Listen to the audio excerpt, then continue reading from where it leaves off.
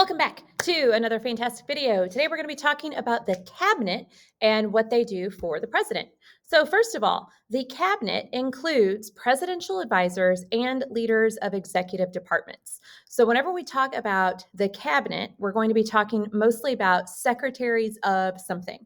And whenever you think of a secretary, you typically think of somebody who works in an office, who takes notes and agendas and that kind of stuff. But when we're talking about cabinet secretaries, we're talking about people who are in charge of their own departments, okay? So the cabinet secretaries are in charge of things like the State Department or the Department of Defense or the Department of Justice or the Treasury Department, okay? So the cabinet includes all of those 15 secretaries.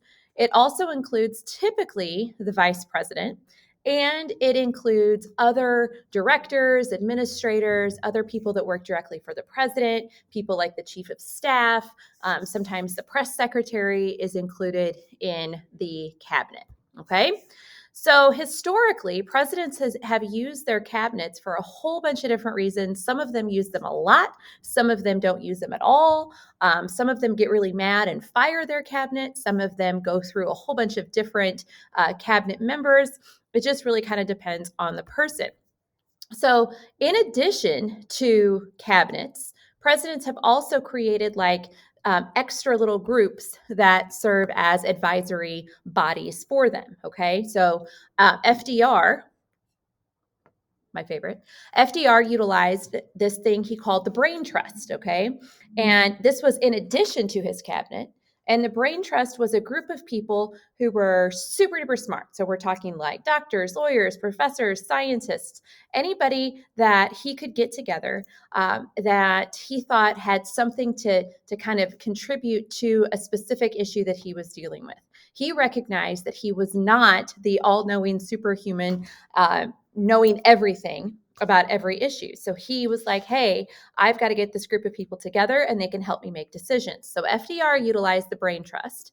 And Andrew Jackson utilized what he called the kitchen cabinet, or what was called the kitchen cabinet. And he didn't really have a good relationship with his actual cabinet. So Andrew Jackson relied more on his friends and his family for help in decision making. And a group of people that he frequently met with, a whole bunch of his buddies, they were called the kitchen cabinet. And they were called that because supposedly they met in the White House kitchen. They came in through the kitchen door. Okay. So, two very different types of advisory groups, the Brain Trust and the kitchen cabinet, but they both served a specific purpose for that president. Okay. So, now I want you to think for a second. What kind of president is going to utilize their cabinet more? Do you think a weak president or a strong president would do that? And then I want you to kind of think about why, and we're going to discuss that in class. And the last thing we want to look at on this video is something called the inner cabinet. So when we're talking about the cabinet and all of those 15 secretaries and then all of those other people that are involved in it, the inner cabinet is used to refer to a group of people who are kind of like the most high ranking, I guess, if you will, cabinet members. And the inner cabinet typically includes the Secretary of State, the Secretary of Defense, the Secretary of the Treasury, and the Attorney General. This guy, the Attorney General, is the Secretary of the Justice Department. Okay. And these are the four oldest cabinet positions, and they're also considered the inner cabinet. And I will stop there. If you guys have any questions, please let me know.